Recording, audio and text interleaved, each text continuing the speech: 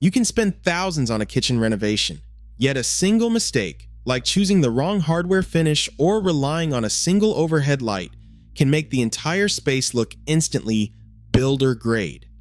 According to professional designers, the most expensive kitchens fall into these traps without realizing it, and big box stores are counting on it.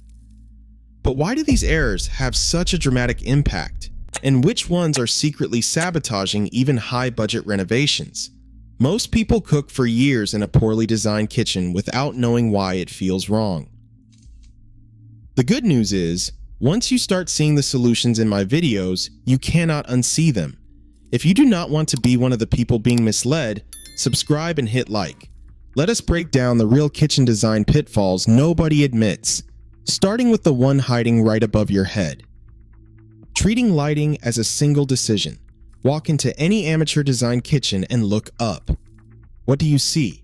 A grid of recessed downlights, or worse, a single overhead fixture casting flat, harsh light across the entire room. Now walk into any designer kitchen. The light feels completely different. It is warm. It has depth. Different areas glow at different intensities. A renowned lighting consultant puts it simply.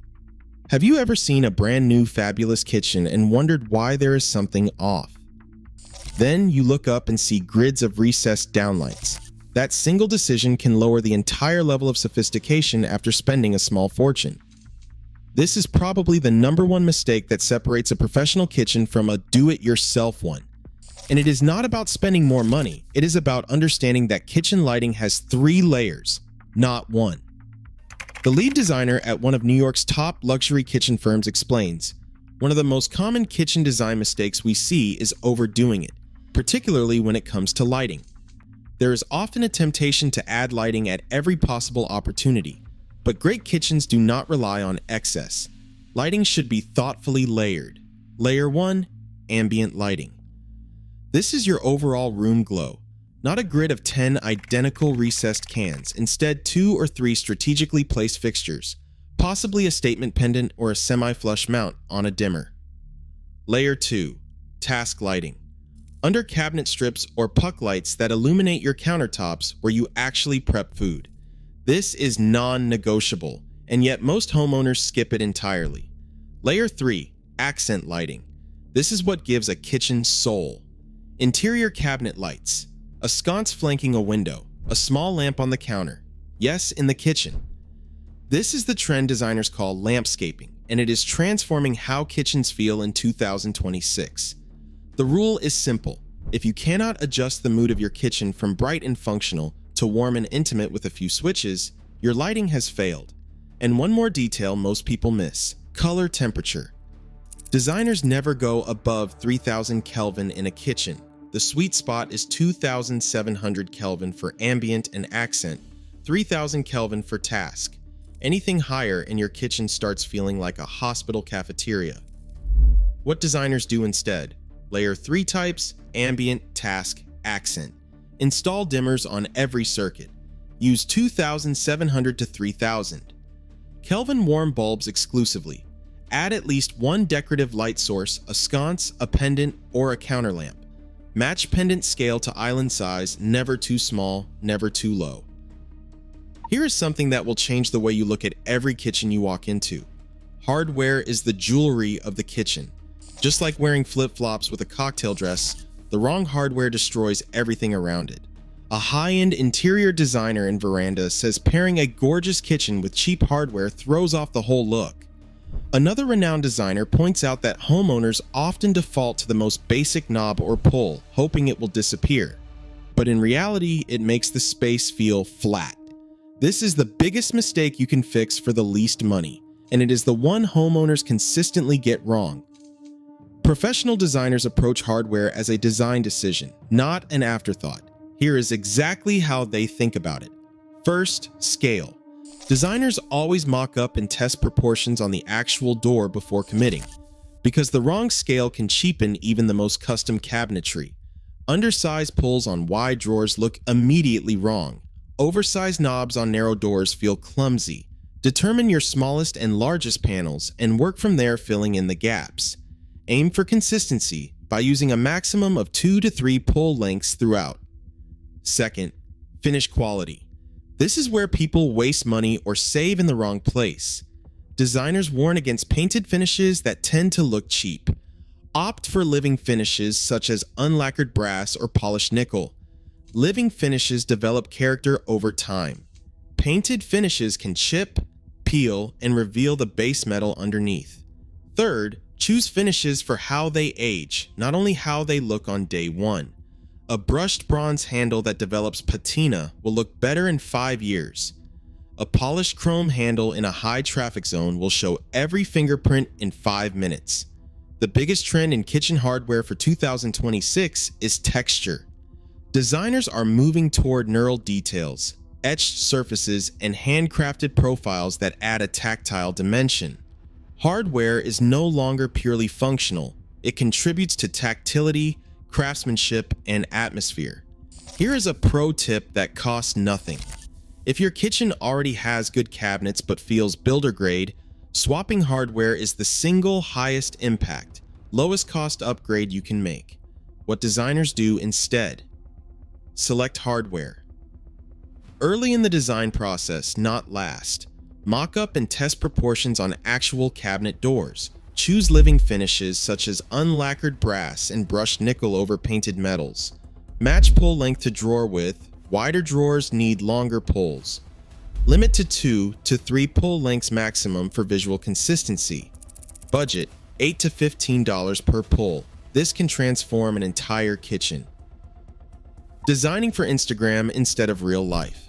This is the mistake that costs homeowners the most money, the most frustration, and the most regret. It comes from a single toxic idea: designing your kitchen to look good in a photo instead of work well in real life. Open shelving that collects grease, white marble that stains from lemon juice, a backsplash that looks stunning but has grout lines that turn gray in months, a massive island that blocks the natural flow of traffic. A Los Angeles-based residential designer sees this constantly with his clients and says, "People want variation, something that feels natural and specific to them and their family, not what gets the most likes." Food Republic summed up the 2026 direction perfectly. Nothing dates a kitchen like a cluttered culinary space. Homeowners and designers are placing a priority on minimalism and organization. Let me walk you through the 3 worst social media versus reality decisions. Number 1. Open shelving as primary storage. A renowned residential designer says it directly: open shelving is becoming extinct. It is not the aesthetic being outdated, it is the maintenance involved in the upkeep that is off-putting. Professional designers might include one strategically placed shelf for display. They do not replace functional cabinets with exposed storage that requires constant curation. Number 2. Choosing beauty over durability in high-traffic surfaces. That unsealed marble countertop will stain from wine, coffee, turmeric, and citrus. It will scratch from a simple knife slip. Food Republic reports that people are increasingly drawn to natural materials that are durable and beautiful: honed travertine, leathered limestone, and quartzite. Materials that age gracefully instead of degrading visibly. Number 3. Oversized islands that dominate the room but do not actually function. A prominent kitchen renovation specialist sees this constantly. We often see oversized islands that dominate the room but do not function well for prep, safe, or gathering. The rule of thumb is you need a minimum of 42 inches, and ideally 48 inches, of clearance on all sides of an island. If your island forces people to squeeze past each other, it is too big for the space. And here's the meta lesson. Professional designers always start with the question, how do you actually use this kitchen, before making a single aesthetic decision. A celebrated residential designer describes her process: "We consider who is using the kitchen, cooking style, traffic patterns, the household makeup, ages and abilities, entertaining styles, natural light, access to the outdoors, and then we also consider how all of that may change over time." That question, how do you use this space, is the difference between a kitchen that photographs well and one that actually makes your life better. What designers do instead: start with lifestyle questions before any aesthetic decisions. Choose surfaces that perform under real kitchen conditions. Use open shelving sparingly, one curated shelf, not an entire wall. Ensure a minimum clearance around islands from 42 to 48 inches.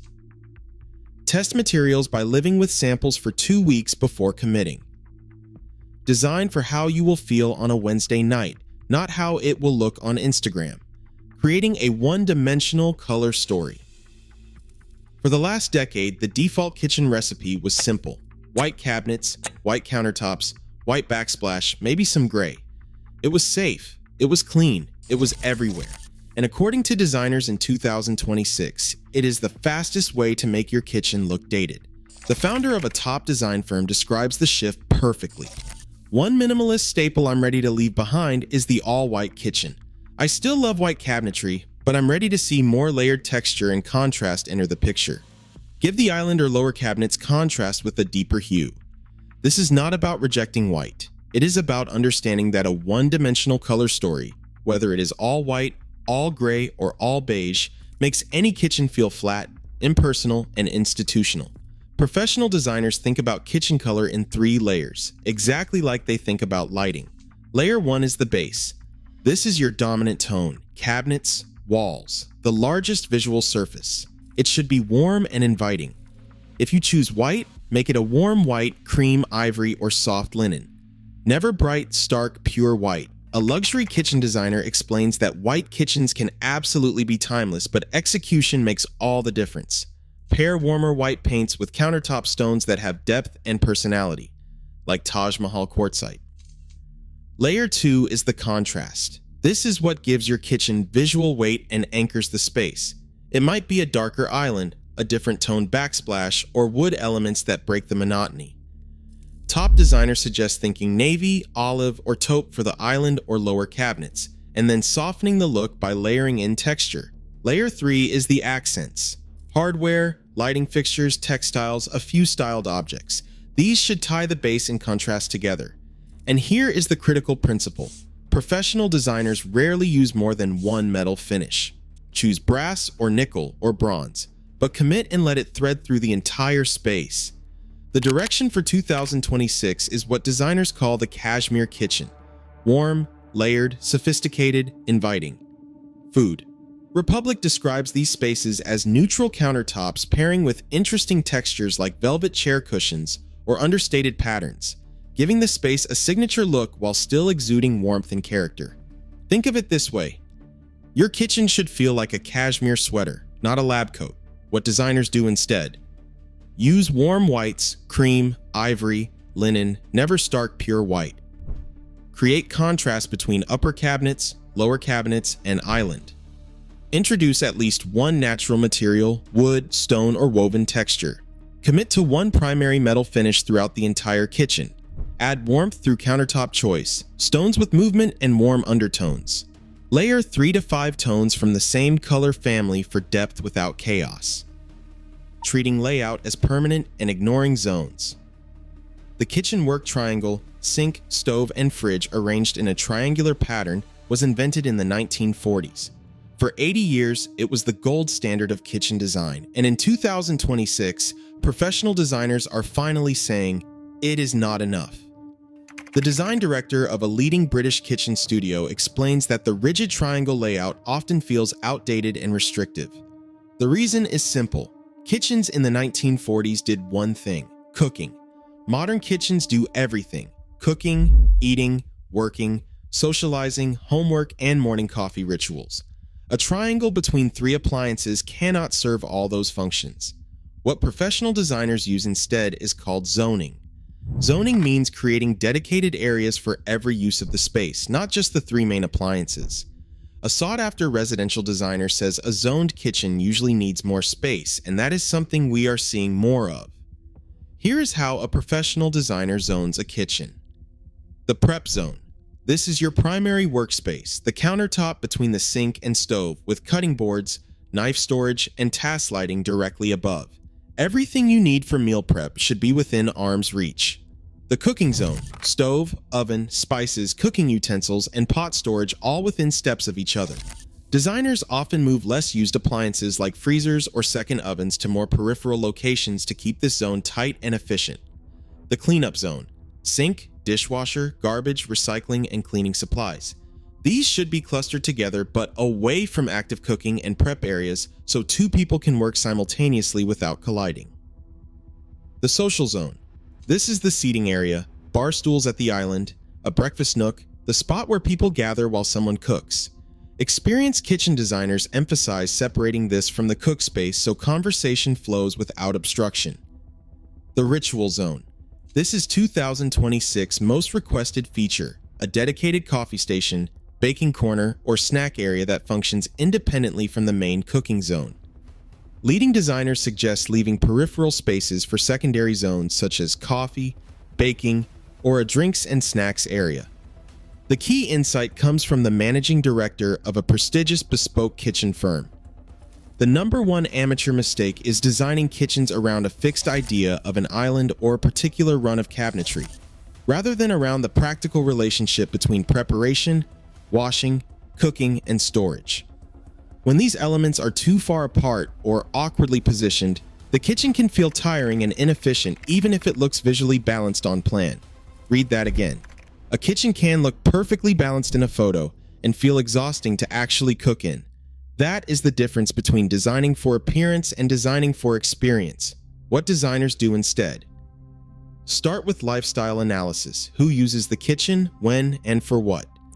Create 4 to 5 distinct functional zones, not just a triangle.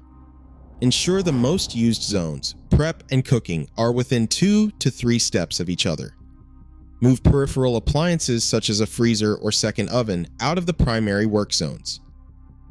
Separate the social seating zone from active cooking areas. Add a dedicated ritual station for coffee, baking, or drinks. Test the layout physically. Walk through routines before finalizing. 5 mistakes. None of them require spending more money. All of them require thinking differently. Layer your lighting. Treat hardware as jewelry. Design for Wednesday night, not Instagram. Build depth into your color story. And zone your kitchen for how you actually live. That's it. That's the difference between a kitchen that just looks expensive and one that actually feels like it was designed by a professional. If you're planning a kitchen renovation, or even just want to upgrade what you already have, start with the mistake that resonates most. Even fixing one of these can transform how your kitchen feels every single day. Which mistake is your kitchen making? Comment below. If after this video you look at your kitchen differently, then it worked. Subscribe and hit like. This channel is not about spending more, it is about seeing what others miss. If this surprised you, the next video on screen will surprise you even more. The bedroom mistakes that are making your space feel cold and uninviting.